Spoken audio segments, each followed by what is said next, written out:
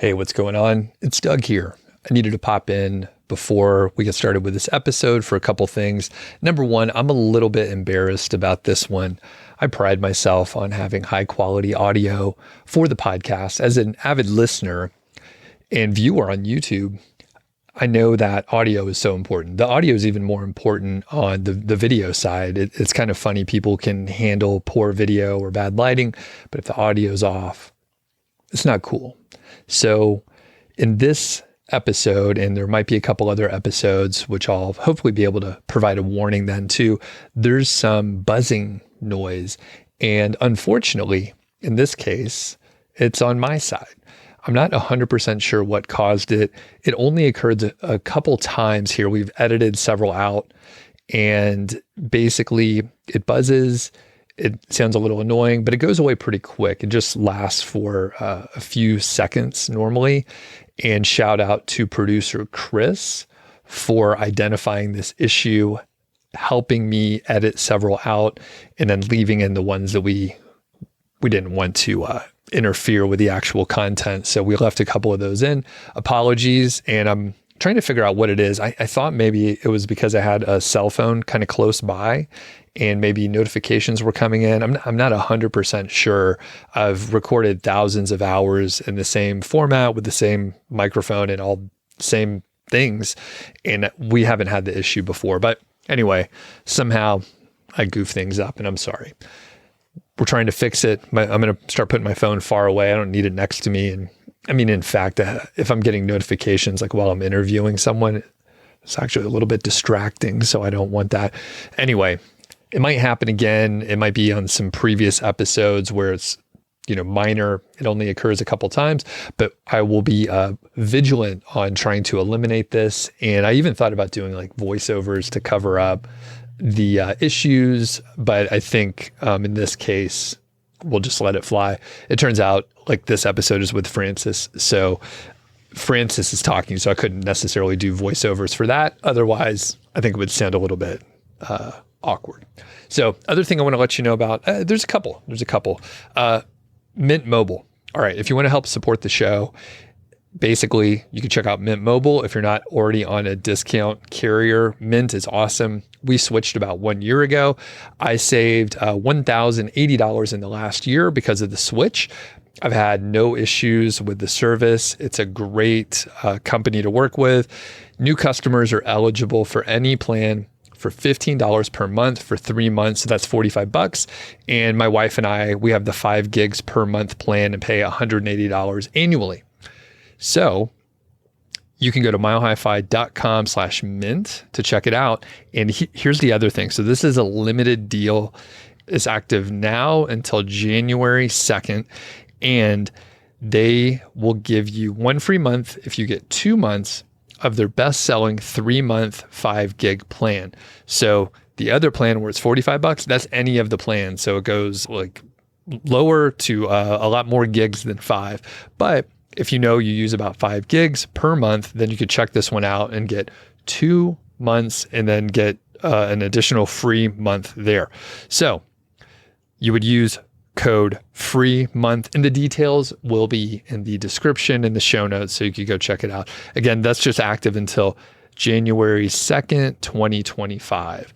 So if you want to support the show, we're an affiliate, so we get a commission if you do join up. And I'm testing out some different offers to see, what works for people. And I figure may as well offer things that I found really helpful and products that I actually use.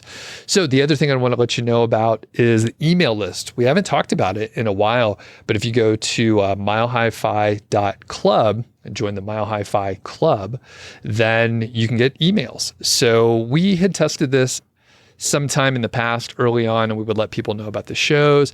And when Carl left the show, it gave me an opportunity to look at the things that we were doing with the show, look at what I was working on and things that we, wanted to do and didn't do and blah, blah, blah. So anyway, I was like, hey, I like sending these emails every now and then, let you all know about what's going on, episodes that are coming out, episodes that are popular and that sort of thing. So if you want to join the email list, I send about 1 per week. I think that's a pretty good cadence. not too many. And if you want to join, you can go check it out. Generally, there'll be, hey, this new episode came out. I may put together a little series of like the best of episodes because I have a lot of data about like which episodes did best and were downloaded the most and that sort of thing. So I could like put those in different sections. And that's just a thought about what I might be putting in some emails like, hey, back in the archive, this was a great episode. It's evergreen. You could check it out. So check out Mint if you're interested. Sorry about the fucked up audio. And then you can also join the email list if you want to. That's it for now. Let's get to the interview with Francis. And this is the update. So we recorded this just a few weeks ago. And thanks a lot, Francis, for joining me. And we'll get to the episode right now.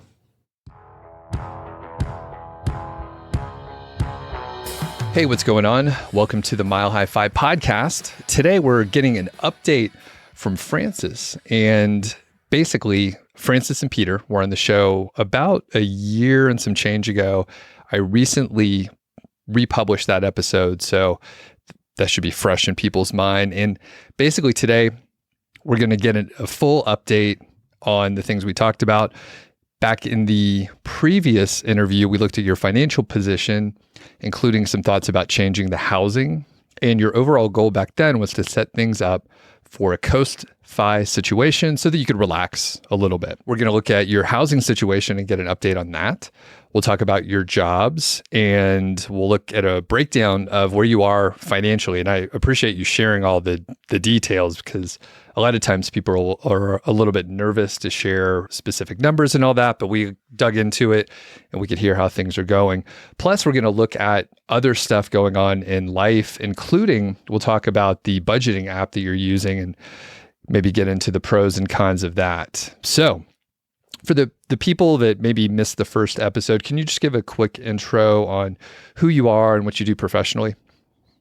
Yep. My name is Francis. I have my own bookkeeping business. My husband, Peter, runs his dad's woodworking company. When we came on the show before, we had just finished paying off our house, but we still had a renter. And so we were getting some rental income, which was a bit of a unique situation. Spoiler, that has changed a bit. And we were also really unsure of where we were at as far as meeting our goals for Coast Fi. We had been renting 2 rooms. Right before we came on the podcast last year, we went down to renting 1 room. And at the beginning of October 2024, our roommate moved out and we are officially roommate renter free. It is really amazing. And we are not missing that $825 a month at all. It's just been so different to have like totally our own kitchen space and bathroom space. And I know for most people that's pretty basic, but we've never had that in this house. And so when we came on the podcast last time, we were really thinking about moving and we were convinced we were going to move. So that's what we spent a lot of time talking about. But actually over this summer, after about a year of looking at other places, we realized, oh my gosh, the options suck compared to what we have.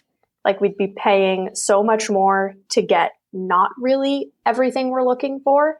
And now that the renters moved out, we are both decided like we are not looking at another house. We're staying here for at least the next few years. And so we're actually making some updates and some changes to the house. So one of the big things is we only have 1 full bathroom here. And that is the only part of the house that hasn't been updated at all. So we are planning to do that in the spring and do like a $5,000 DIY renovation. We've done the rest of the house ourselves, so we feel confident in doing that. But getting a new shower situation and making the bathroom nice so that we can stay here for a few more years. Okay.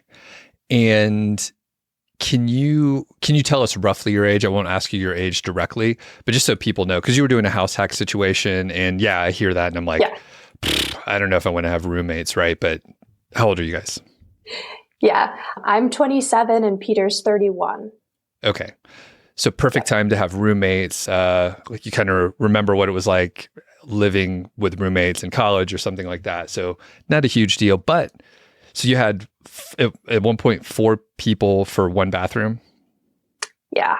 Okay. By one point, like Peter had that for like 10 years and I had that for like 4.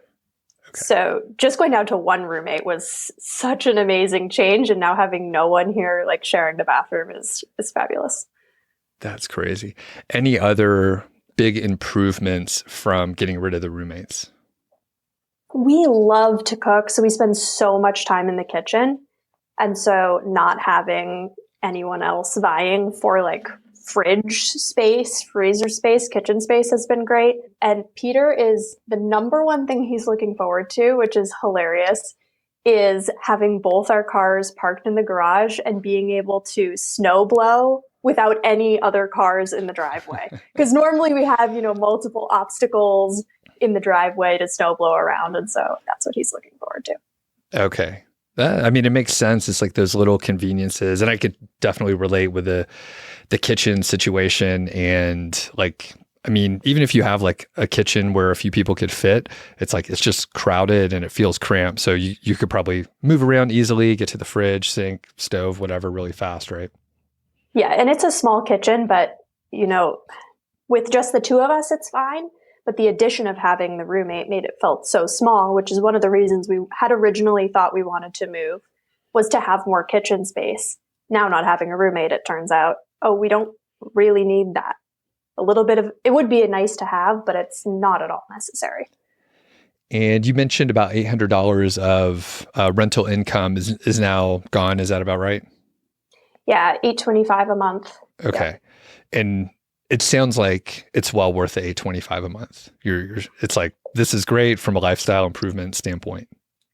Totally. At this point, it was so worth it to have the roommates because it allowed us to pay off the house so quickly and to still be investing and doing things we actually enjoyed. But at this point, there's just no real benefit to it. Okay. So we have the housing situation, and we'll go through some of your balance sheet overall. And just curious, so we will go over the details, right? We're still good with actual numbers. Oh yeah, here? Go for it. Perfect. And the one question, so do you have your bottom line net worth based on the balance sheet? Like you have all the details here, which we could back into, but I can't do addition in my head. So no, I do not have that added up somewhere, honestly. Okay. No worries. Okay. So we'll go through each line and I'll hit sort of the savings area. So you have, when you were on, you had about 86K in savings, and we'll go through the breakdown here, but now it's a little bit lower at 85K. So do you want to go through the details of those couple items there? Yeah. So after we were on the show last time, we had this goal to bring down our cash position quite a bit. And then when we put this together last week, realized, we haven't done that at all. So we had a future down payment fund. And when we were first on the podcast, that was at $46,000. And then that went up to $85,000. And now we have $40,000 left in there. What we've been doing is just investing $10K a month from that once we decided we weren't buying a new house. So we still have $40,000 left, but that will be invested over the next few months. We have an emergency fund of $18,000. And then we have we had about $20,000 in savings for various other things. Now we have about $26,000. So $20K set aside for a car, $4K set aside for the bathroom renovation, and then $2,600 set aside for vacations and stuff. Okay, perfect. Quick question on the dollar cost averaging that you're doing at 10K per month. So many people do dollar cost averaging because it's coming out of their paycheck and they don't have the lump sum. Technically, everyone, this is not financial advice, but technically, if you listen to people, the best returns would be if you just invested it all as soon as possible and just have longer in the market. So the thing is, you might put the 40K in and it could drop by like 15% and you would feel bad in your stomach from losing that. But in the long run, it would probably work out okay. So why did you decide to do the dollar cost averaging? I would have probably just put all of it in the market at once. Honestly, Peter doesn't really feel comfortable with that. He's a little newer to investing, still feels a little gun shy about it, I think. And so we kind of came to the agreement that 10K a month would feel good for both of us. We also weren't sure how much of that we were fully going to invest. And with a potential car situation coming up, I have an audience question later on that, but there's a chance we might not invest that full 40K. So got it. Okay. And, I like how you handle that. Peter can't defend himself, so you can just blame it on him. Nice. It's perfect. Yeah. And I think, I think my wife and I are like sort of similar situation where I'm more likely to just do the lump sum, and she's like, all right, let's stagger it in and do, actually, she literally was doing like the 10K per month kind of thing. So, all right. And you do have a pretty high cash position, like you were mentioning, and you did have a goal to reduce it a little bit. It sounds like you weren't tracking along the way since you ended up roughly at the same spot as where you were. Yeah. Yeah, that was a little bit of a surprise. I really thought internally, like, oh, we're doing a good job, running a little leaner in the cash. And then we looked at the numbers from a year ago. We're like, no, not at all.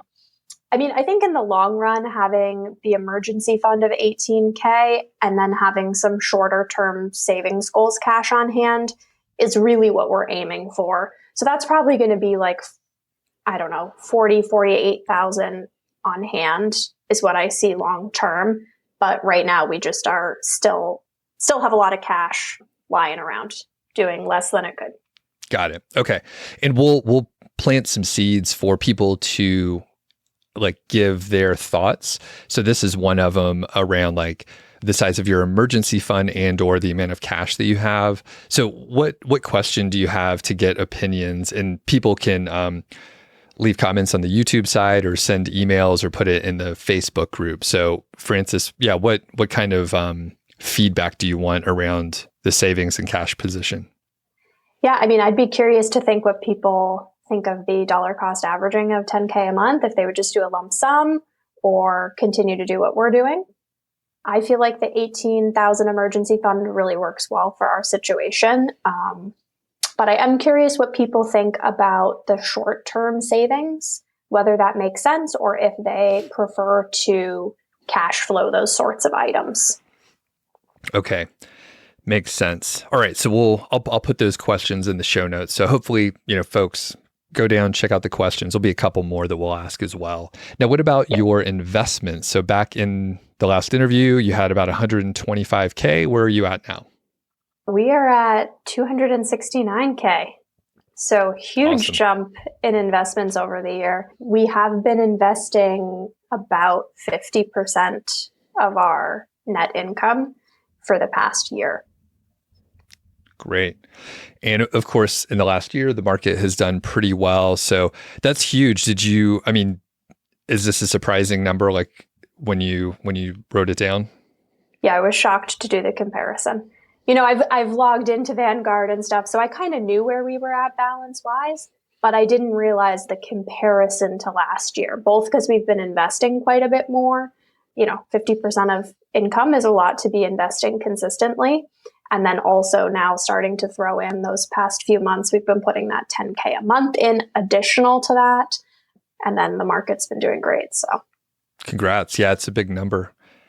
I think there's a lot of YouTube videos on this, but like when you hit 100K, the compounding really catches up. And then when you hit higher amounts, like it's just like, wow, these are huge swings sometimes when the market's down. But like when it's up, like it is most of the time, it feels really good to log in there and see what's going on. That's what I'm looking forward to, Doug.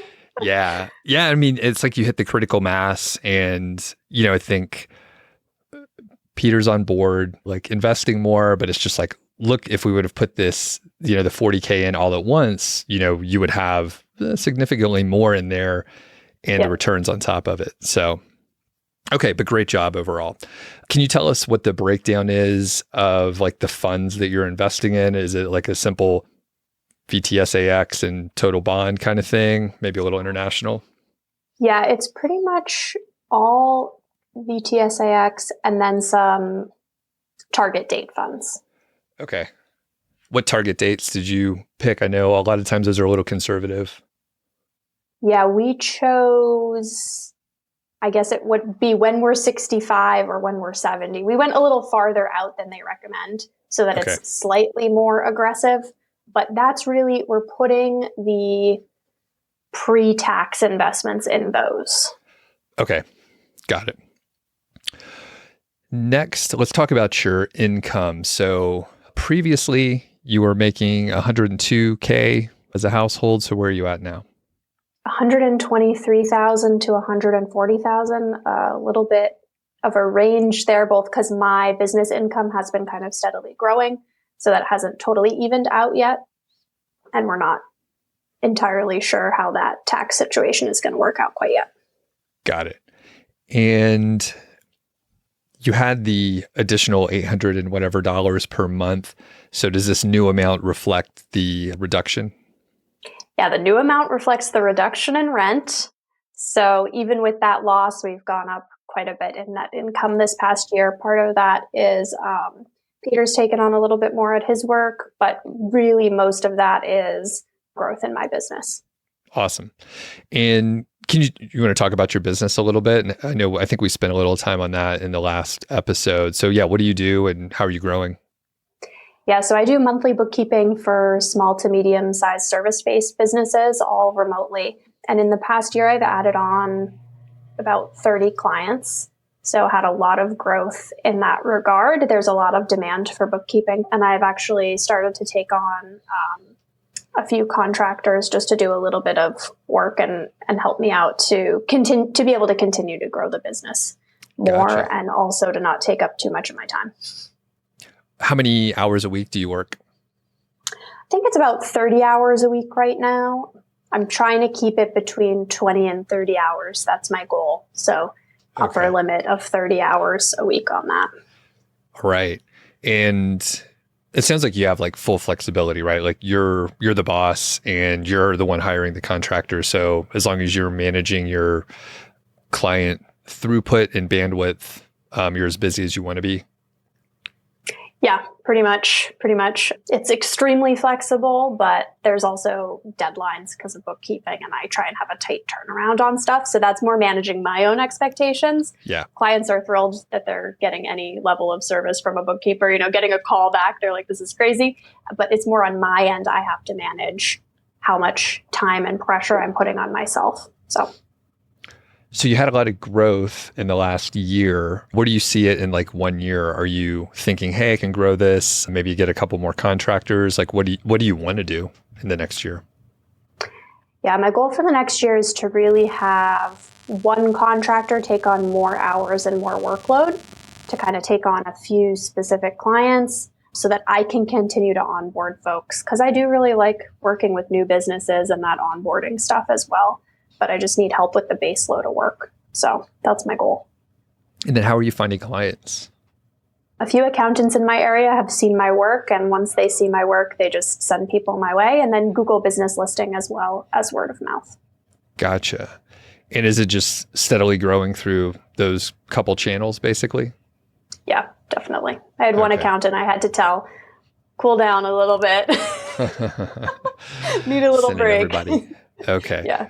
And then I'll ask just like a couple more questions because I like the small business. I think you have something going there, especially like high quality, like good customer service. So people will keep coming back and referring other people to you. So what's like the max number of clients that you think you would want to have?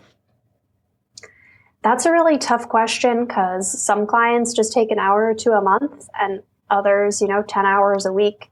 So it's hard to put a number on the clients. I think I could probably double in size client base wise and be pretty happy as long as I have the right contractors or employees in place. But I don't know if I want to go too much beyond that because it is nice to have the personal touch and for all the clients to know me, for me to know what's going on with all the clients. And I think beyond, 65, I would get out of that realm of possibility. That's a lot to keep up with. Yeah. Yeah. Okay. Let's talk about your spending. So you have a breakdown of like where all the money goes. So you want to go through that for us here? Yeah. So fixed costs, we spend about 36% on those. Amazingly, that's down from when we met last time. I don't know how that's possible. We were at 40% and now we're at 36%. Nothing has really changed. We're actually spending more on groceries, I think. Yeah, just other costs have gone down or haven't been as much as we anticipated. We still don't spend that much on things like clothing, for example. Okay.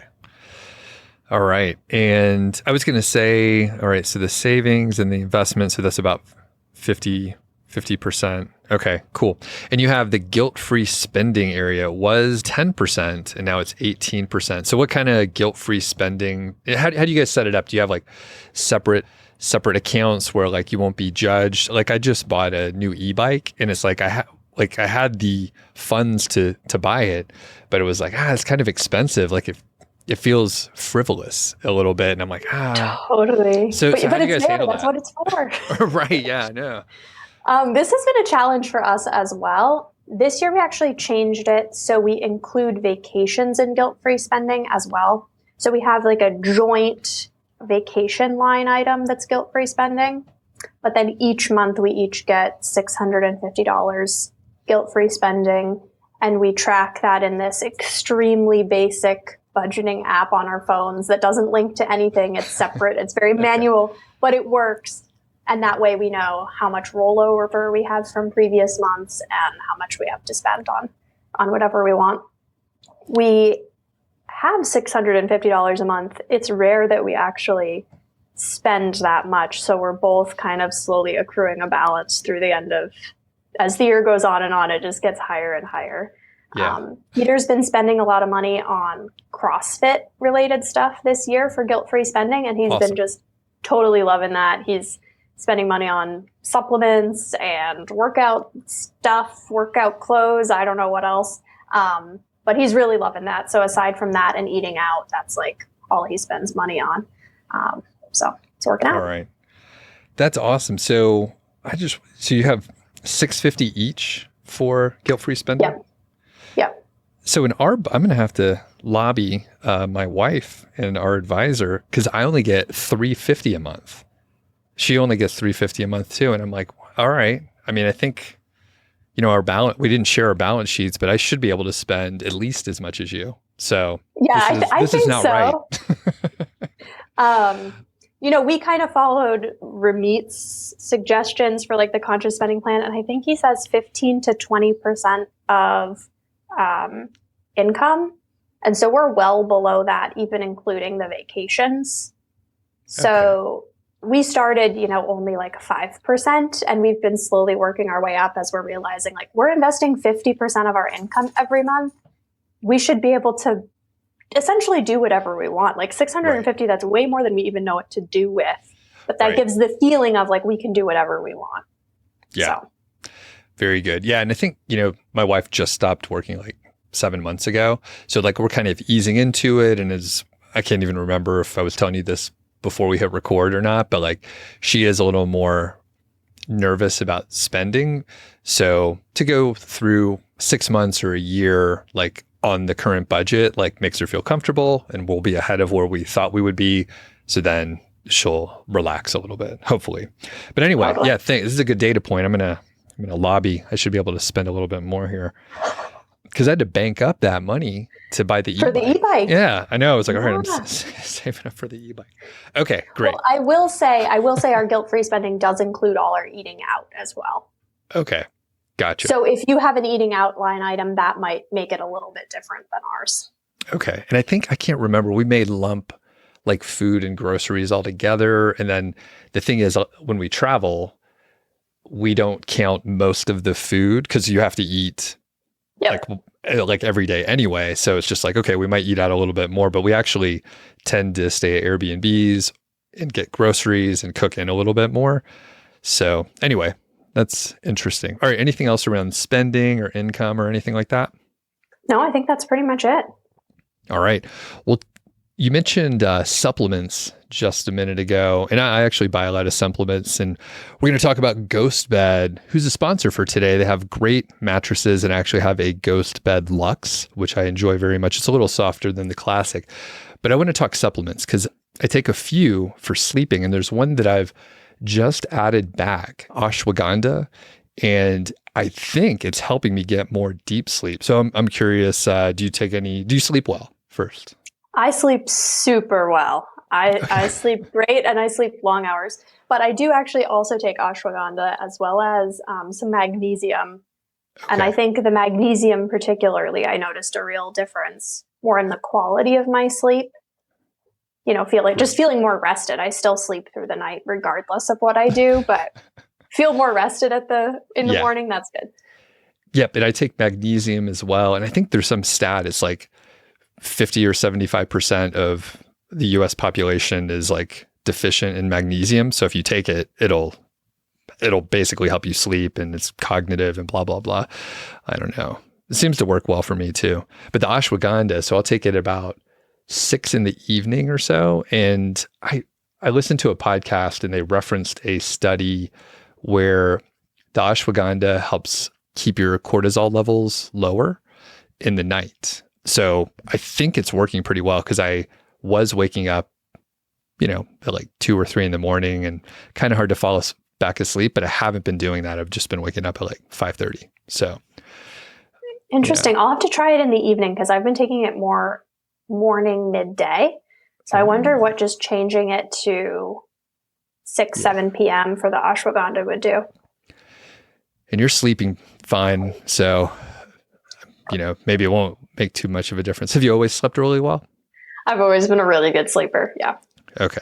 Noises don't bother you, lights, whatever? Sometimes falling asleep, lights can bother me quite a bit, but once I'm asleep, doesn't matter. Okay. Interesting. Yeah. So I've been dialing in my sleep, and I'm always up for checking out supplements. So that is one of the things that I end up spending money on too. So, but it was great when we got the Ghost Bed Luxe, and like I said, the Classic is a little more firm, and we just want it a little bit softer, but both have a cooling technology in there. You can get a 101 night at-home sleep trial, and they also have a full range of products like adjustable bases, bedding, pillows, anything you need to sleep better. And you can save 50% with the code MileHiFi at checkout, or you can go to ghostbed.com/MileHiFi. Thank you to GhostBed. So we talked about the housing situation up front. I think we covered most of it, but we'll dig a little bit deeper. No more renters. It sounds like you guys are pretty happy, and you're not going to get more roommates. Yeah, we're not getting any more roommates. We're very happy. We're not moving anytime soon. But yeah, we're planning on redoing the bathroom. We actually already added a whole house water filter. We have really hard water at our house. So we've been kind of putting that off, but noticing some damage to our appliances and stuff. And so we finally decided, time to do the whole house water filter, which has been super nice. And then just making some changes outside, some new raised garden beds, putting in some blueberries, doing some more long-term maintenance on the garage, that sort of thing. Okay. And do you have any insight on how long you might want to stay at the house? It sounds like you're making some good improvements, so you may want to stay around there for, several years. Yeah, we're not entirely sure how long, but I don't know. I'm thinking probably 2 to 5 years we'll be here. Okay, cool. And moving on, well, I guess, is there anything else about the housing situation to talk about? Not really. It's still just so great not having a mortgage that it really makes it hard to want to do anything different.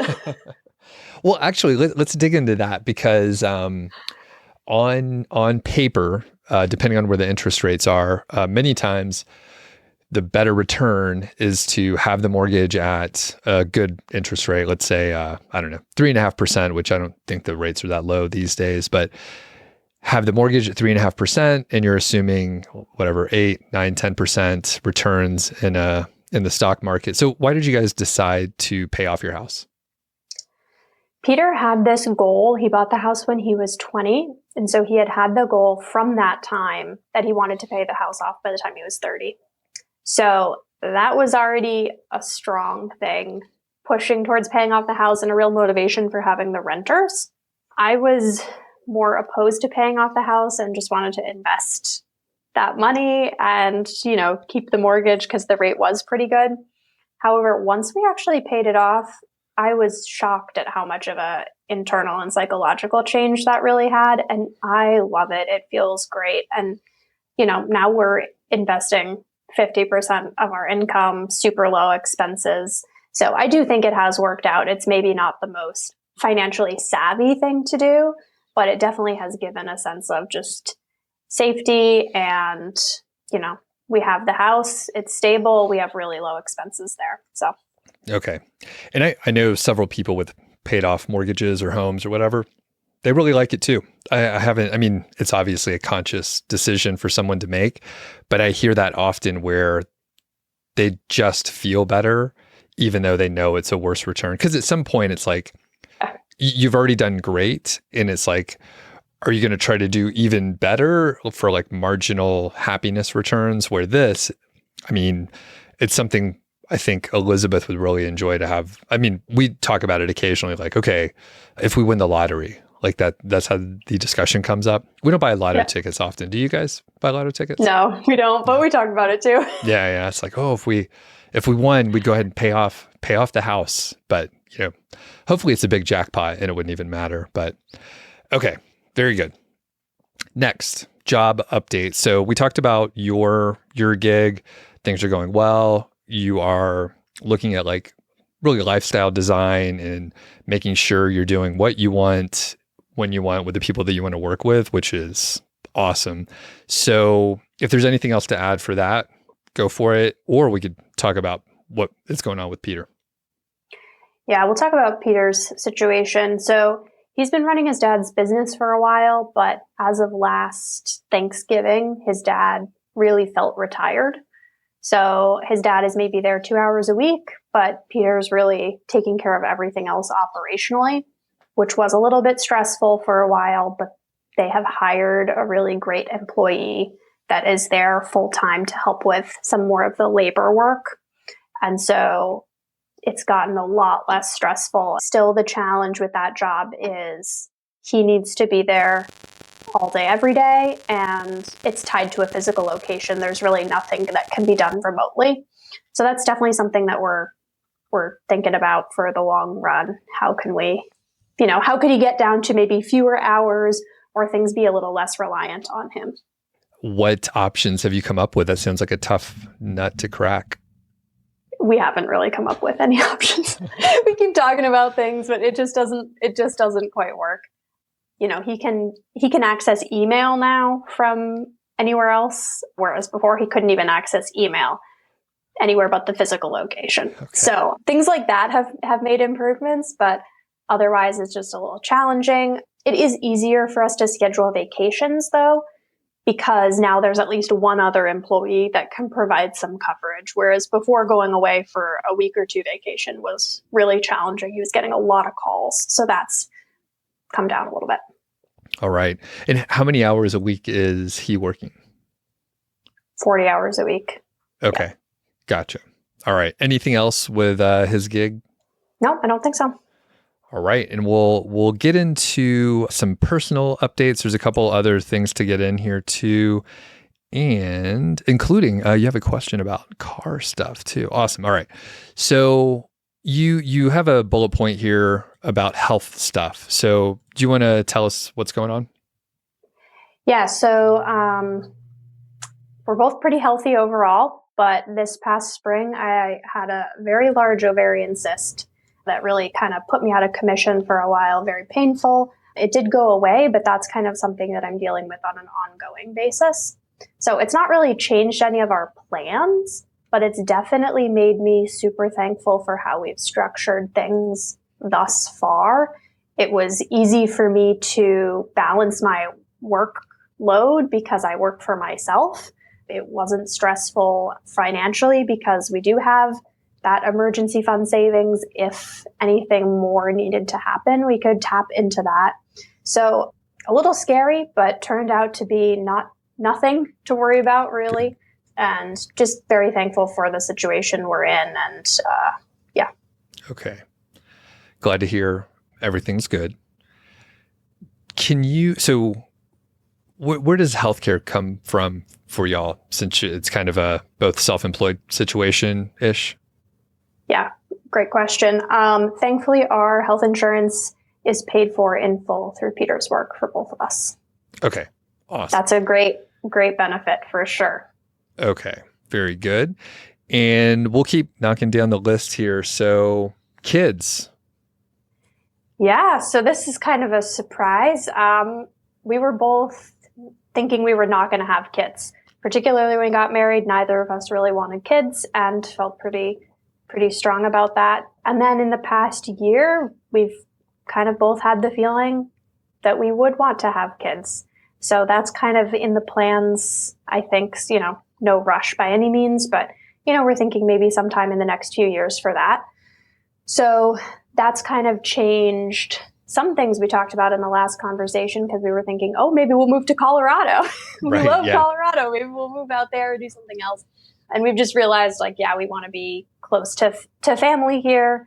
Peter's job situation, we have some things to figure out there, but in general, it does provide a lot of stability and is really fulfilling. So, we're trying to figure out what the work-life balance would look like if we have kids in the next few years. I think for me, that really hones in on that goal of probably 20 to 25 hours a week is the most I want to be working.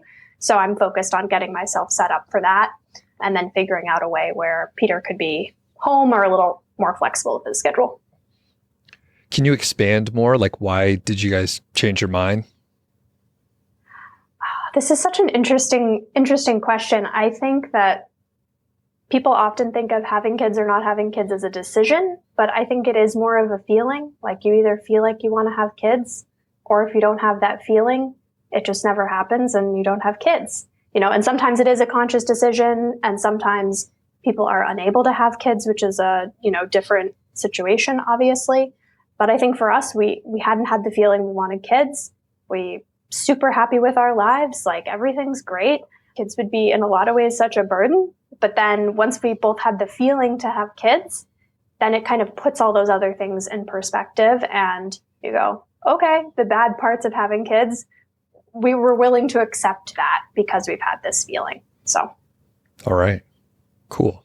Next, we have a note about vacations. And if I remember right, your guilt-free spending comes from, the vacation funding comes from the guilt-free spending area as well. Did I get that right? Yes, that is correct. Yep. All right. So what kind of trips you have coming up? Well, we went on a vacation to Slovenia in June, which was amazing. If you love mountains and nature and water, Slovenia is an amazing country to go to. I was shocked. And part of this trip was actually funded as a wedding gift from Peter's family. They paid for the flights and for us to go to a Michelin star, whatever restaurant we wanted, best restaurant in the world. So we went to Isha Franco, which is a restaurant in Slovenia. And that's kind of why we went there. So we didn't know what else we were getting into. But, we went for 2 weeks, and such awesome, mountainous, not very populated country, which is just perfect for us. We had an amazing time. But Peter really doesn't like flying or logistics or vacation that much. Vacation for him is more like a vitamin. So it's like, it's good for me. I should do it every once in a while for the cultural experience. Whereas I really like vacation. So I've been doing a little more solo travel, planning some trips with some other people. So we'll see how that goes. Okay. Gotcha. So for Peter, you said he doesn't like vacation too much, which I could appreciate. Like when we're gone for too long, we want to come back. We like our house. We like where we live. We like the normal routine. And he's not a flight person. Are like sort of shorter weekend trips or camping or something like that, do those kind of trips suit him better? Or is there a particular style where he's like, all right, I could do this way more often than, of course, flying across the world. And then there's a language barrier like that. That is a little more stressful. You don't know where anything is. You have to like look at a map for everything. So yeah. And he doesn't like any of those parts. Makes the sense. Language barrier, the maps, the logistics, the long flights, that sort of thing he doesn't like. So yeah, long weekend vacations, short road trips, and even like We have gone a few times to Colorado or, to other places where we can get a direct flight. It's like a 3-4 hour flight. It's pretty easy. We're staying with friends. It's comfortable. We know what we're getting into. He likes that a lot more. But yeah, the logistics, he's definitely not a fan of. So we're trying to figure out that balance of, I really like to go to other countries, be around other languages, other people, plan bigger trips like that. And so I'm just trying to figure out, okay, how can we do that kind of separately and then also do lots of fun long weekends and stuff like that. You mentioned the app that you're using called Monarch, and I've heard ads for Monarch, but I've never used it. So can you talk about like how you use it, what it's supposed to do? Do you like it? Do you not like it? Yeah, so previously we were tracking everything in a spreadsheet. Once a month, we'd go through like line by line our bank statement and credit card statement and manually add things up and enter them in the spreadsheet, which we got really good reporting, but it took way too much time. And I kind of wanted to redirect the conversation from, instead of just like going over our bank statements each month, to be able to look a little more high level. So the goal with moving to an app was to get that information a little more easily and have more of it be automated. So we moved to Monarch Money, I think it's called. And I would say it's been pretty mixed. The auto categorization is pretty poor. And so, it does bring in everything automatically and it auto adds everything up. But we are spending more time than anticipated going through and saying like, oh, this is for gas, or like our electricity bill every single month, it categorizes it as a subscription, not electricity. And you're doing it every single month. I find that really annoying, especially as a bookkeeper. This is what I do all day, every day. Yeah. So I don't want to do it in the evening that much. So it's been better, but it's been hard to get the reporting we want. And it's been a little frustrating of a transition. So if anyone has any suggestions for awesome budgeting apps, I'd love to hear thoughts on that as well. All right. That's another question we want to get some feedback for. So are you spending about the same as you did on the spreadsheet? It's just in an app instead of the spreadsheet? It's probably a little bit less, because instead of having to log into all like the bank and credit card accounts, it is brought in all in one place. But we do have to go through and like recategorize some of the stuff, or at least review every item, which I didn't think we were going to have to do. Yeah. So I think we're still saving some time, but it's not as much as I thought it was going to be. We use a spreadsheet, and I'm not super interested in tracking as closely. Elizabeth does. I mean, she's into it. She wants to go through it. It sounds like you're the same. You're like, oh yeah, this is our monthly meeting to go through the expenses, and okay. And yeah, I like that. Yeah. Elizabeth and I should get together sometime and go over our monthly budgets. Yeah. And then you could like talk about how Peter and I do a bad job, and we're just like, do we have to do this again? But Peter's pretty game to do it. He wouldn't do it if I didn't want it done, but he's a game participant. He's good. Okay. I drag my feet. I'll be honest with you. It's fine, but I'm like, there's a question here. So for me, I'm like, we can continue tracking, especially if we're doing something different, but like, we're kind of locked in. Like, from my opinion, like we had, I don't know, 8 years of data from like our credit card statements. And I'm like, we could take an average, of course, like we moved a couple times, there's higher or lower expenses here and there, maybe a big vacation. But overall, like we could look at historical data because we're older. So we have all this data. At some point, could you relax on it? And as a bookkeeper and someone who's into this stuff, like, could you do it like quarterly or something like that? So it's just like, we're pretty dialed in unless there's some anomaly here and we know we're going to fall within this range. What do you think? I think we could do it. I think we could do it quarterly, but I'm not sure it would be easier because I think we would actually forget what happened. Like what was that, whatever transaction, when it's just within the month you remember. So I think in that sense, it's easier. We also have had a few months, like October for us consistently is a really expensive month because our property taxes are due. both of our cars get inspected. My car gets registered. Our car insurance is paid for the year. Like all of those things just happen to fall in October.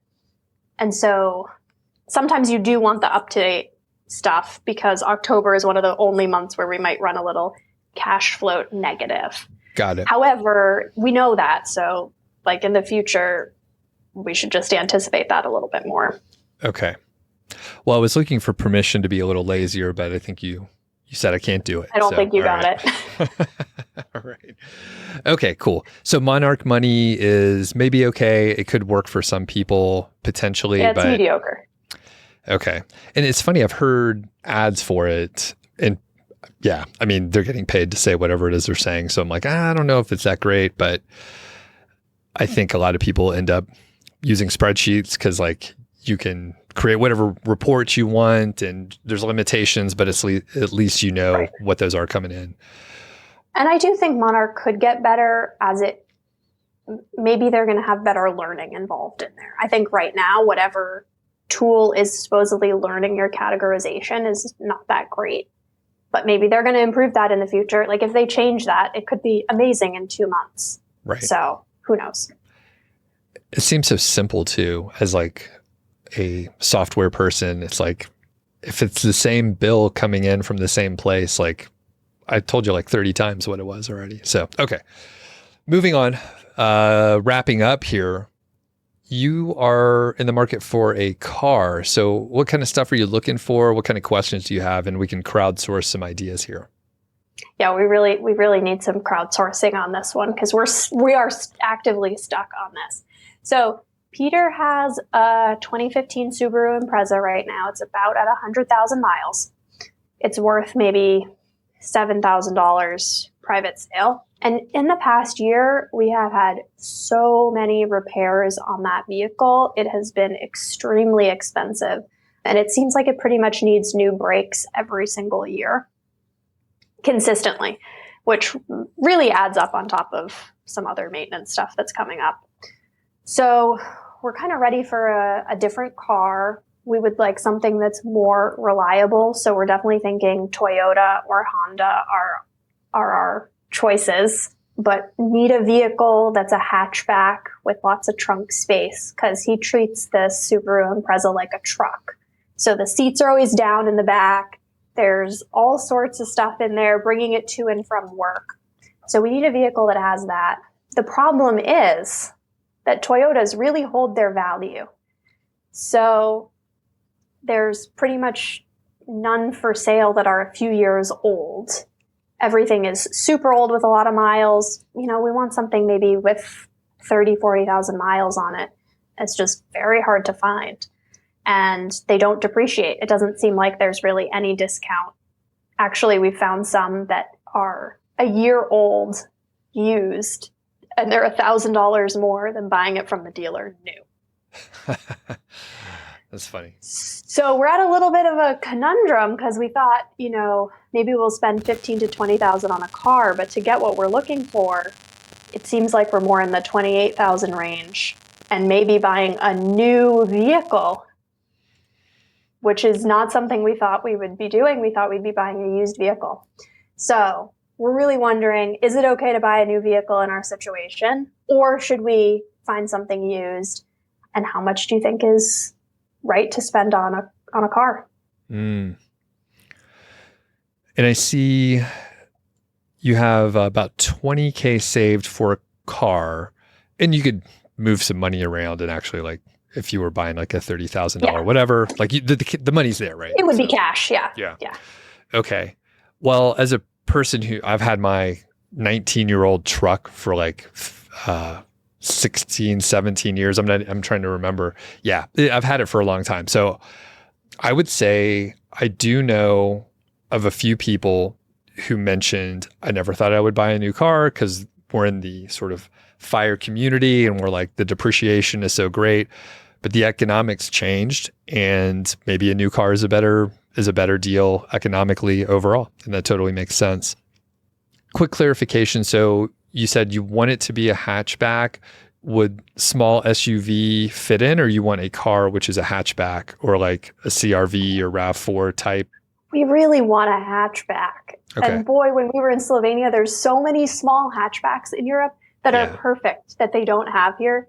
But I think realistically, I mean, Peter has a whole spreadsheet with make, model, cargo space with seats down, miles per gallon, like everything. And it seems like the small crossover vehicles, like a small SUV, might actually be where we need to go. Like the Toyota Corolla Cross is like a very small SUV. Neither of us like big vehicles, so we want to stay away from the true SUV. Got it. Okay. So crossover, hatchback. Okay. So if people have opinions, let us know, especially the new versus used situation. And yeah, it's tough. I was overwhelmed. I recently had the opportunity to get a Chevy Volt from my neighbor, and I considered it a lot, but I was like, I don't care that much, and I don't love the car. It's kind of a cool idea, but I'm like, I don't really drive that much. And I got the e-bike. So I was like, what the e-bike may serve for a lot of the stuff that I may be just zipping around town a little bit where I don't need to bring my truck, right? Okay. When will you be pulling the trigger on a new car? I mean, it sounds like actively you're like, we would like to get rid of the Impreza, right? Yeah, we're very actively looking, but I'm not sure exactly what that time horizon will be. We also just have to make a decision whether we're going to buy new or used. So that's the biggest one. And really, how much do we want to spend? We had kind of said $20,000 for the next vehicle. Felt right to both of us, but looking around, I don't think we're going to get the reliability we thought we were. So I think we're open to spending a little bit more, but it feels like a lot because we don't care about cars that much. I totally understand. Yeah. I mean, I was looking at that Volt and then thinking, hey, I'll maybe sell my truck. So my beat to hell truck with, I think it has like 140,000 miles. I'm pretty sure I can get about $5,000 for it. And I bought it for 12 and I've had it forever. Yeah. So yeah, the cars they're more expensive than they were. And it blows my mind that, like the average new car prices are what? It's like 40 some odd thousand. It's so much more than what I, bought my last car for, which is price anchored in my head. So yeah, it's a tough one. Do you know what the max is that you guys would stomach for like buying a new car where you're just like, this is perfect and we love it. And like there's a connection to the car and all that stuff? I don't know if either of us are ever going to have a connection to the car, but probably 30,000 is the absolute upper limit either of us could really handle. Okay. Tying up in a vehicle. So I would potentially use that as the anchor point because that makes the decision for you, because like if things are listed at a certain price and unless you catch like end of year rebates, which that is the one tip I'll give you. Like if you do get a new car, particularly, again, grain of salt, I haven't bought a car in a long time, but the last one we got her CRV, Elizabeth CRV, on like a rainy day, November 30th at 9 p.m. Like no one was there. They wanted to move the car and we were like, we beat them up on the price. We like had financing or not. We didn't have financing. We're going to write a check. So we're like, we don't need your money. Right. So we got a very good deal because it was the end of month. They were trying to move cars off the lot. So that could be potentially helpful in a rainy day. You guys it's kind of gray out there sometimes, right? In the winter. Oh yeah. Oh yeah. Last night we went to the grocery store at 6 p.m. and it might as well have been midnight here. So we are fully entering the dark, depressing, rainy, snowy, gray season. Yeah. And we just, for everyone's reference, we just changed the clocks. So that's one of the other things. So it's dark much, much earlier now. 1 hour earlier than it was just days ago. So, okay, this has been awesome. We went through a lot of stuff, and again, really appreciate you sending all the details and stuff like that. And one thing I'd love to, if you were able to pull together the net worth, send that over to me, and then I'll be able to maybe include it in the intro or the thumbnail. Okay, perfect. Is there anything that I missed in our conversation that you want to talk about? I don't think so. I think we made it through everything. And I'd love to hear people's feedback and hear what the community thinks. I'm always very intrigued by that. So awesome. Very good. Well, it's been a blast catching up. And hopefully, I don't know, maybe in another year, we'll get an update and see what you guys are up to. Yeah, sounds good. Say hi to Elizabeth and Georgie for me. All right. I will. Thank you.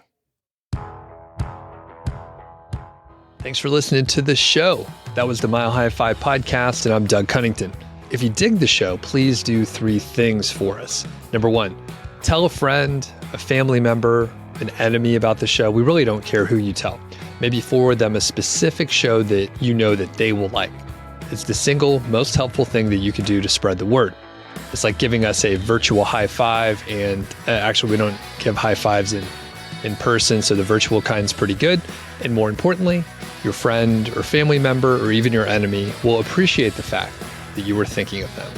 Number 2, make sure you're following or subscribed on your podcast app, Apple Podcasts, Spotify, Overcast, YouTube, whatever you're using, and that way you won't miss a show. And number 3, please leave us a rating and review. We read them on the show occasionally, and you might hear yours out there on an upcoming episode. Quick disclaimer. This show is not financial or legal advice. I'd actually be surprised if it sounded like it. It's really just for entertainment, and that's at least what we're hoping for. But seriously, get advice from professionals. So we'll catch y'all next week.